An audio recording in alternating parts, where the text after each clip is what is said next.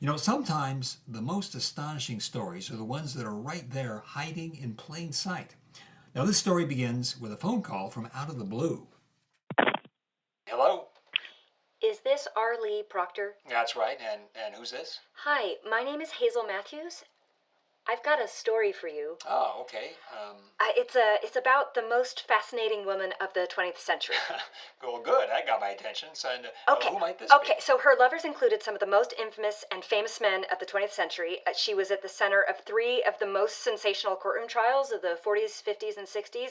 She saved the world from nuclear annihilation during the Cuban Missile Crisis, and her name was Mynx Devlin. be? Mynx Devlin. Now, how come I've never heard of her? Because the JFK and Howard Hughes estates have done everything possible to bury her story. And because she was blacklisted. And also because she was a righteous babe who lived out loud, which intimidated men who write film history. If you want a second opinion, you can call Skylar DeWolf at the UNLV Film Department.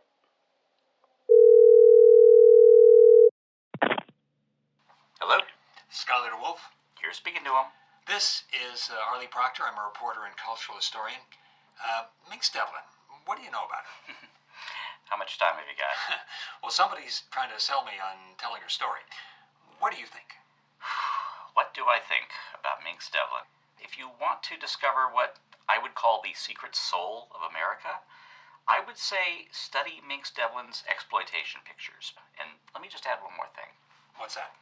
Her story is a barn burner. We're talking a real epic adventure. There is nothing like it.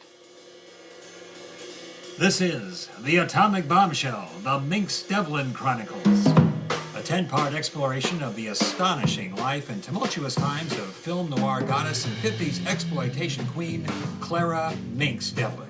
The woman who incinerates the screen with her evil desires.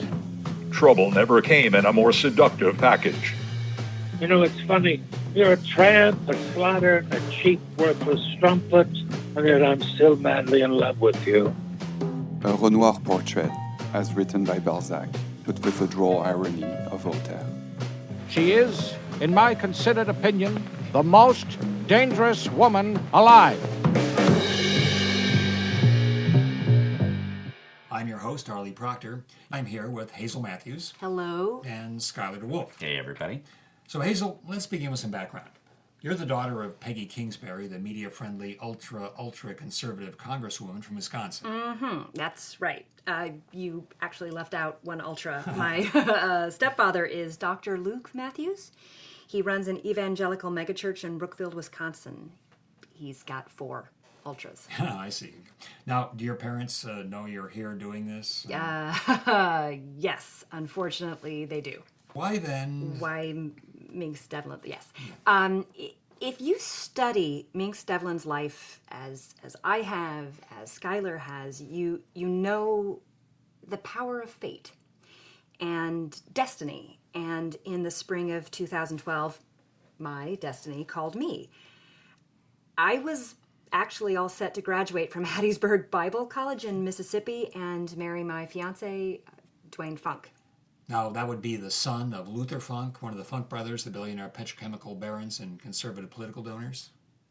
Yes, that's right.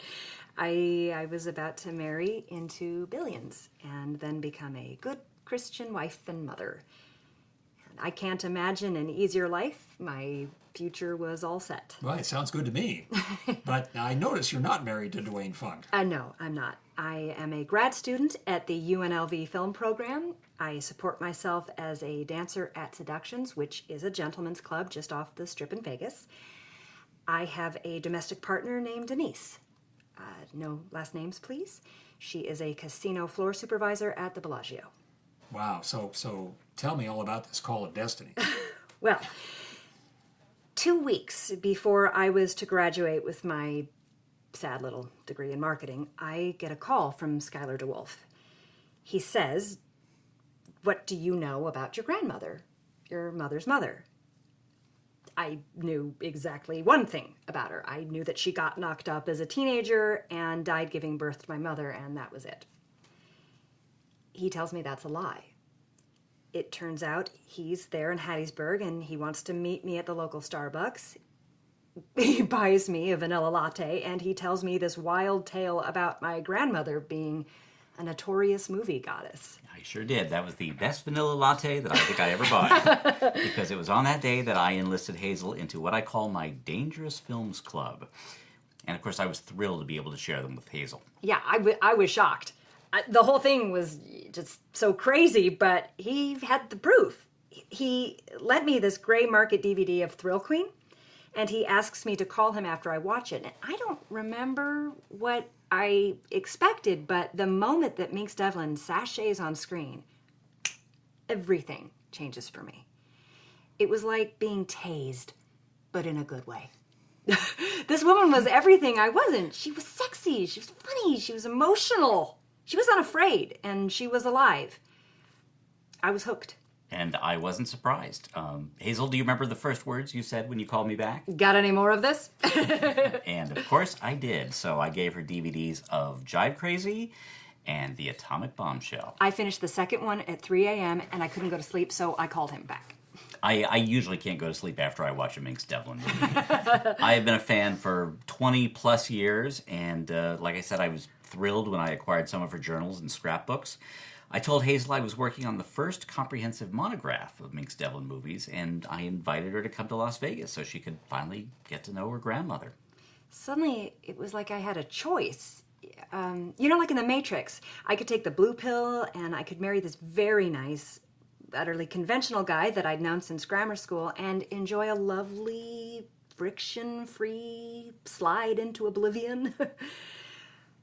But now there was this red pill. The one that opened a door marked danger in a boarded-up building in the forbidden city of dreams. So you took the red pill. Oh, I did indeed.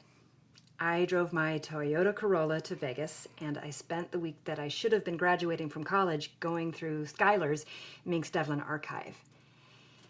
Then I called my mother and screamed at her. I mean, how could she keep this from me? Well, what did she say? Oh, she tried to change the subject. What was I doing in Vegas? Why hadn't I graduated? Who told me this? And what difference did it make? Why hadn't I called Dwayne to rent the church? And she told me, well, no, actually, she ordered me to come home and forget all about Mynx Devlin. And then you said... Go to hell, Mom! I was mad. I really let loose. And inside my rage, I felt this wonderful sense of... liberation. I didn't know where exactly this was going to take me, but for the first time, I felt like I owned something. This was my adventure. This was my destiny.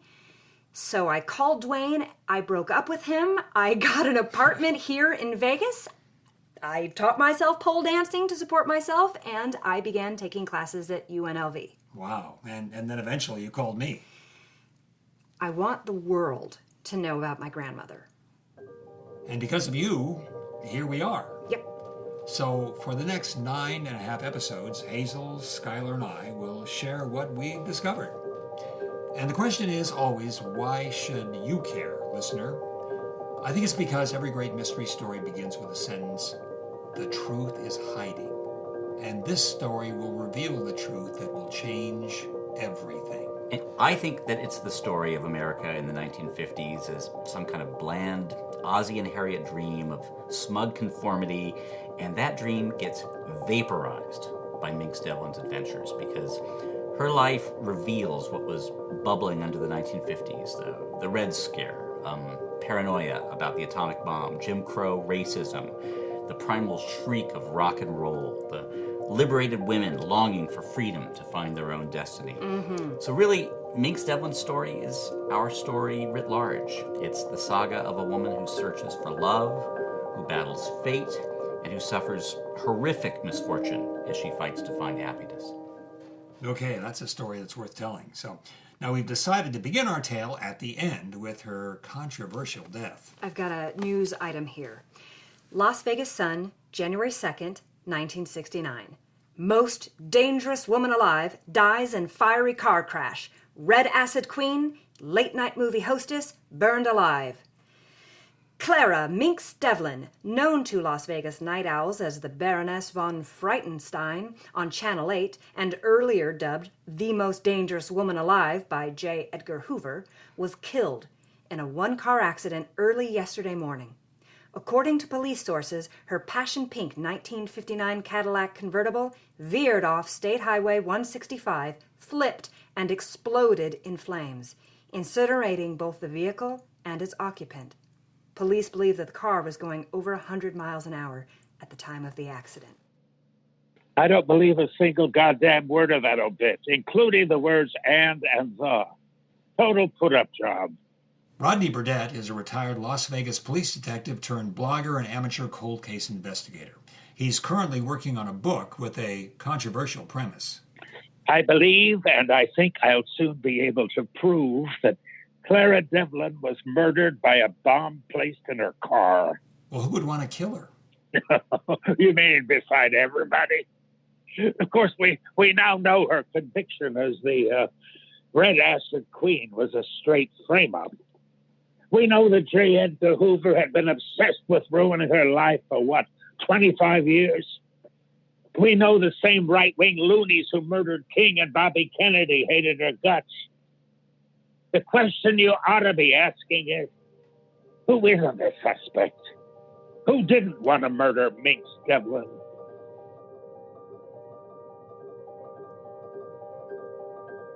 My name is Peggy Kingsbury. I recently retired as the Republican Congresswoman for the 6th District in Wisconsin, northwest of Milwaukee. Are you the daughter of Mynx Devlin? Yes. Was your mother murdered? Oh, that's nonsense. My mother committed suicide. Why do you think that? Because my mother was the most hated woman in America, and she knew it.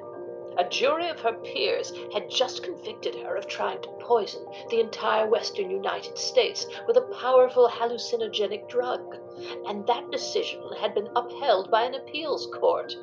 She knew full well she was going to spend the rest of her life in federal prison. But still, suicide. I mean, she had some powerful friends. She didn't even know. I believe what my beloved grandmother Maggie also believed, that every illegal, immoral, and dangerous act my mother had ever performed finally came crashing down on her. Rather than face the consequences of what she'd done, she chose the coward's way out. Self-murder. Your daughter Hazel doesn't agree with you. She has chosen her own path. May God have mercy on her soul.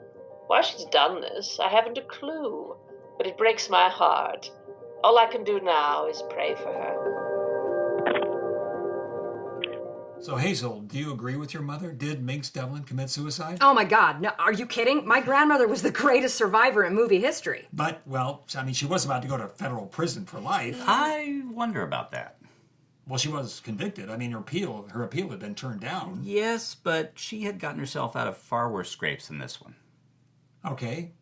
So, if she wasn't murdered and she didn't commit suicide, so what happened to her? I think the answer lies with Howard Hughes. Something happened at the party he threw in her honor that fateful New Year's Eve. Howard Hughes? Yes.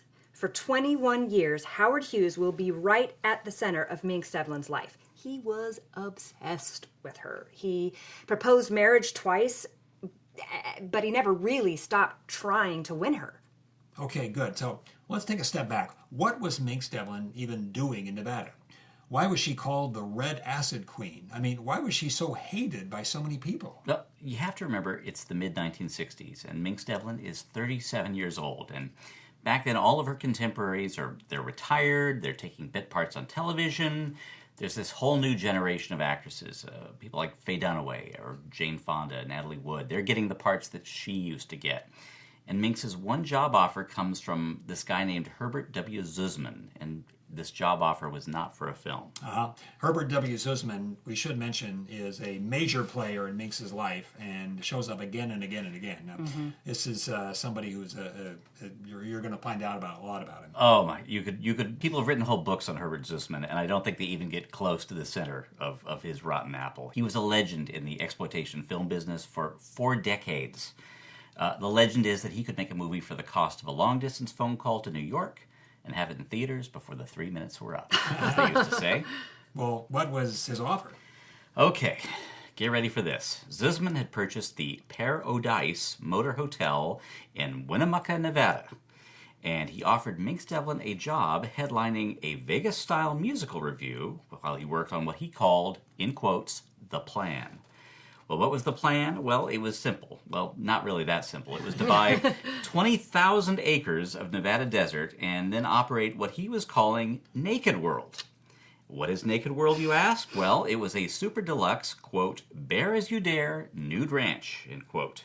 So think of it as an issue of Playboy magazine come to life with unlimited sex, alcohol, and gambling. Wow, Naked World. I am not making this up. This sounds ambitious. Oh, ambitious isn't the word. And Mynx knew who was bankrolling the plan. It's coming from her old pal, Howard Hughes, because he's buying up every available casino in Las Vegas. And all of this is just a prelude to moving his whole operation to Nevada. Now, Mynx has been fighting Hughes off ever since 1947, and that's when he put her under contract to make movies.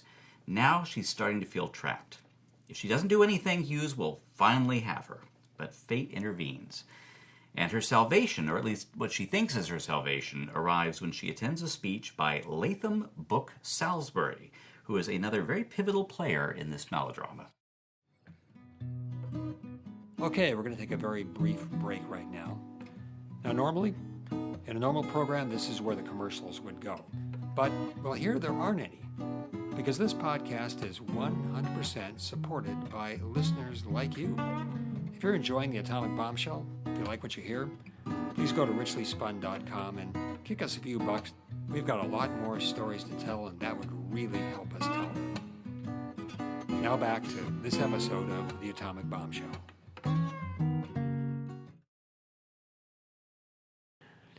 Enter Latham Book Salisbury, America's so-called groovy guru. He's a controversial media darling whose life changed one night when he stumbled into a secret CIA mind experiment. A prostitute slipped him an LSD Mickey. Here's what happened next. This is him, according to his memoirs. I'm going to be reading his memoirs. Imagine my surprise when the flesh covering this woman's face suddenly burns off, leaving only a bare skull. Then my own insides burst into flame, consuming my entire body, every pore crackling like a bonfire. The light from these flames illuminates who I really am, a glimmering, shimmering cosmic star being. I am literally made of the living dust of that first primal star from the Big Bang. I know myself as the God that is everything everywhere, outside time and beyond the confines of matter, playing a cosmic game of spiritual hide-and-seek with other gods. After that acid trip, Salisbury quit his tenured university professorship at Stanford and hit the road as the #1 advocate for LSD as a source of instant enlightenment.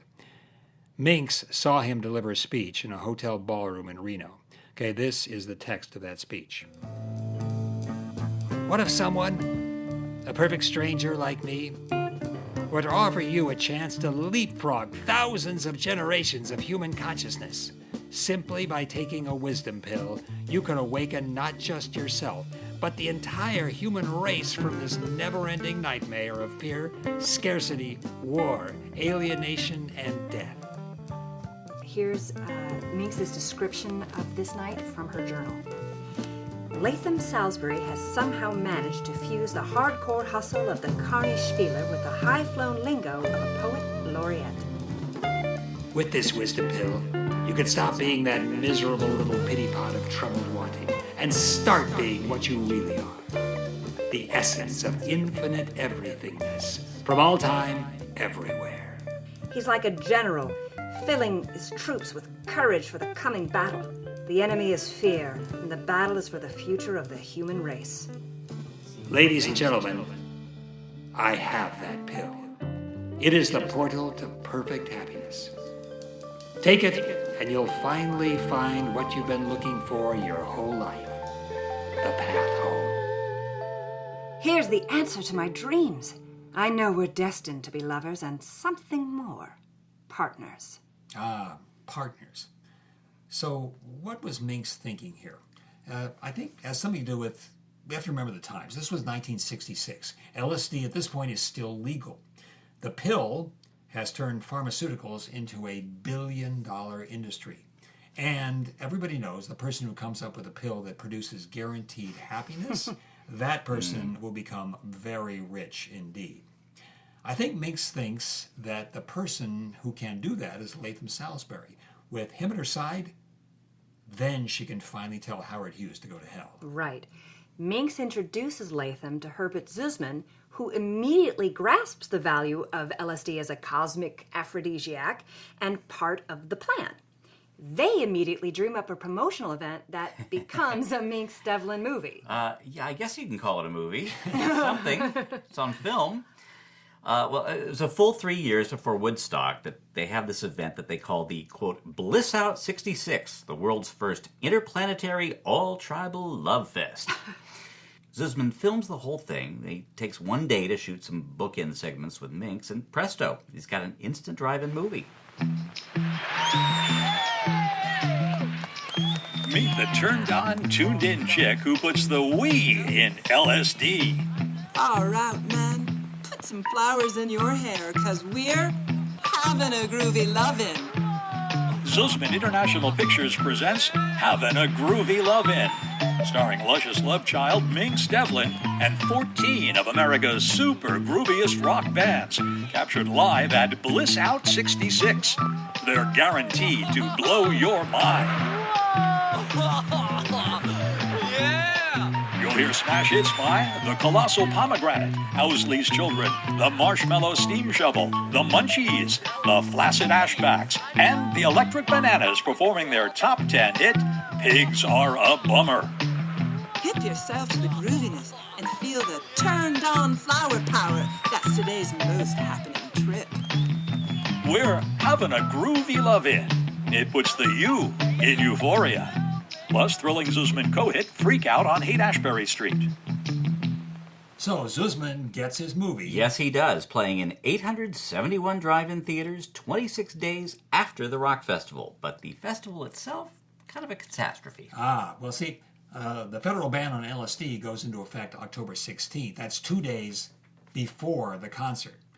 So, local police crash the concert, they bust 31 hippies, and they arrest Latham Book Salisbury for drug possession, conspiracy to sell narcotics, and inciting a riot. Now, these are federal charges. So Latham calls Mynx and asks her to visit him at the Nevada State Prison in Carson City. Now, what you're about to hear is a recording of their conversation that fateful day. This was used at her trial and then released into the public record. It seems that our friend Latham Salisbury was wearing a wire. Hey, Glamour Girl, thanks for coming to see me. How are they treating you? Like I'm John Dillinger, the Lindbergh baby killer, and the Rosenbergs rolled into one. But that doesn't matter. All that matters is, well, let me ask you a question. Do you love me? You know I do. Then tell me you'll go ahead with the plan. The plan? Oh, what has that got to do with it? Everything. You know it does. Okay, calm down. This is important. Okay, I'll talk to Herbie. No, Glamour Girl, the plan has always been about you. You're the one. Without you, there's nothing. Herb's a small-timer, just wants money. You've got to make it go forward. Say it, Glamour Girl. Say you'll go ahead with the plan. Okay. If it makes you happy, I'll go ahead with the plan. Personally. Sure, whatever makes you happy. I still don't see why this there is so... There she is, boys. Put the cuffs on.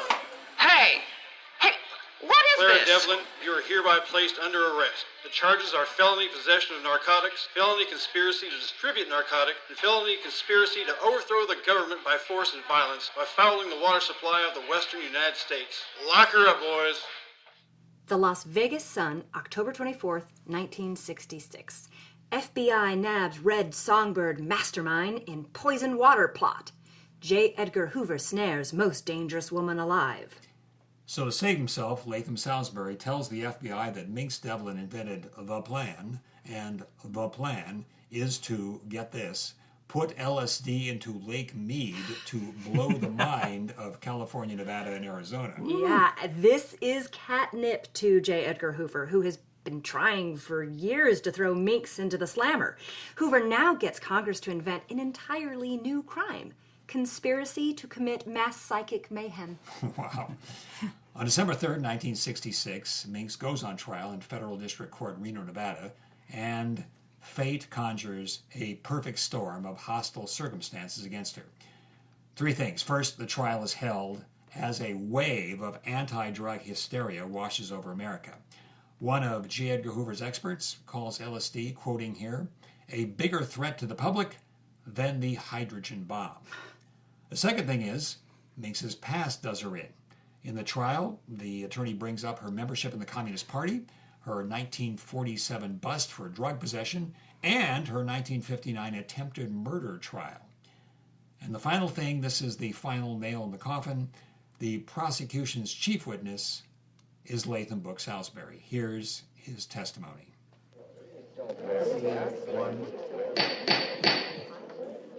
One night in Winnemucca, as we're tripping on some especially groovy acid, Miss Devlin began rapping, that's a hippie word for talking, about this plan she'd come up with.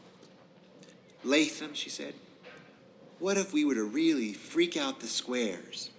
What if we were to take a bunch of acid and turn on, like, the entire state of Nevada? Really blow everybody's mind. And then when everybody's tripping out, we, like, take over. We change the name of Nevada to Mind. Get it? State of mind. And it's all about freedom. Freedom to groove and love and get high and do your own thing in your own time.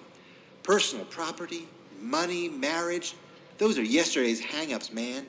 I'll be the Mad Queen and we'll run the whole freaky gig on flower power. What a gas. And if the pigs try and stop us, well, today's pigs, tomorrow's bacon. The jury deliberates for 20 minutes before convicting Mynx.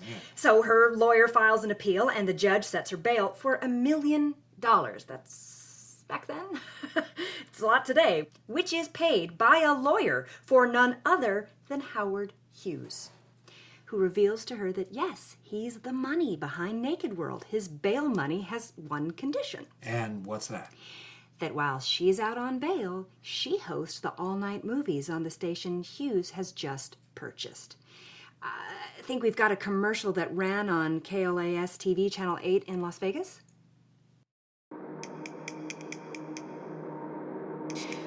Yes, it's me, Baroness von Freudenstein, reminding you that the nighttime is the right time to be true to your ghoul. And the Body Baroness is the ghoul who will make you drool when KLS TV, the great Channel 8, presents Bloody Murder Theater. Midnight till dawn creature features Monday through Saturday. Co-starring Coagulus, the thirsty vampire, and his assistant, Ghastly. And it's all sponsored by a certain yours truly, Madman Mumford, Nevada's crazy used car king. Truth is, I want to give these cars away, but my wife won't let me. She's crazy. The show had a guaranteed viewership of one: Hughes himself. He was a notorious night owl who loved to watch old movies, and he was very specific about Mynx Devlin's costume. I believe that. It's a strapless black sheath gown with this plunge to the navel, show everything neckline, side slit up to the upper thigh, exposing her legs, clad in garter-held black fishnets. Her face was ghost white with this crazy black eyeshadow and huge red lips. Her hair was jet black. It had this hideous silver streak that ran down the middle. You know, the funny thing is, now here's a show with an audience of one, and it quickly becomes a huge cult item in this crazy 24-hour town. Among, it's filled with insomniac hipsters, pot-smoking teenagers, and gay men just love this show. Yes. On October 9th, 1969, a panel of judges at the United States Ninth Circuit Court of Appeals rejects her lawyer's request to void the conviction. The lawyer gets the court to continue her bail while he prepares to take the case to the Supreme Court, and the lawyer, Edsel Knox, hands Mynx this envelope. So this was with her stuff? In her scrapbook. Let's see.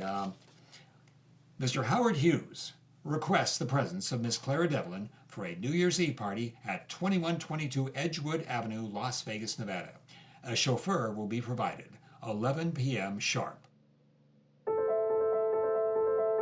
Something happens at this party. Something big. It had everything to do with the Hughes plan for Nevada, meaning Naked World, and something even bigger. Bigger? Wow. Well, like what? Well, why was Hughes buying up half of Nevada, including half of Las Vegas? Why did Hughes give $1 million in heavily laundered cash to Richard Nixon for his presidential campaign? That's why Nixon wanted to bug the Democrats at Watergate. He was afraid that they were going to find out about the Hughes slush fund. So what's your theory about what happened that night? Well, the very last words of my grandmother's diary, actually the last word is Omega. Omega. Omega, the last letter of the Greek alphabet. This is some kind of endgame for Hughes and Mynx after the shadow boxing that'd been going on for 21 years. Don't forget, Hughes could pretty much do anything he wanted. He could buy anyone he wanted. He owned Richard Nixon, and he's the guy who could pardon Mynx, but he still didn't own her. And I think that drove him crazy. Personally, I think that was the last Hail Mary, to win her, marry her, so the two of them could rule over whatever it was that Hughes was building. So we heard the official version, the newspaper version of what happened that last night. What do you think happened after she left that New Year's Eve party? We only have those news reports, but they don't tell you anything. Looking back over her life, I could start to imagine a picture. I think she was filled with joy as she zoomed across the Nevada desert. Top down, wind in her hair, chugging from a bottle of Dom Perignon when a trucker or maybe some crazy kids, a Greyhound bus, swerved into her lane and forced her into that ditch, and I'm thinking that this one last twist of fate had her laughing hysterically when those glorious flames consumed her because she was going out as she always wanted to, in a blaze of glory.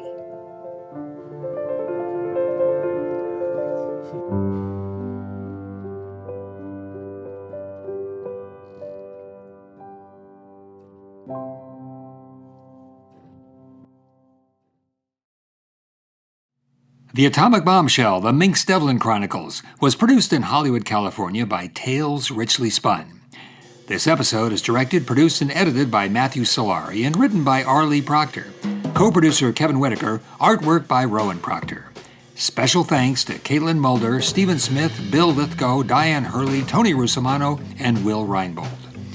Please visit richlyspun.com/Atomic Bombshell to find books and movies that will illuminate the psychedelic 1960s when this episode took place. richlyspun.com is also where you can pre-order the book that inspired this podcast, The Atomic Bombshell, Mynx Devlin's riotous tell-all autobiography. Next week on The Atomic Bombshell, we'll begin our deep dive into her life, beginning at the start of her Hollywood career. We'll visit her fling with Orson Welles, ending with the most famous pot bust in Hollywood history, which didn't destroy her. In fact, it made her the hottest thing in Hollywood. That's episode number 2, Rocket to Stardom.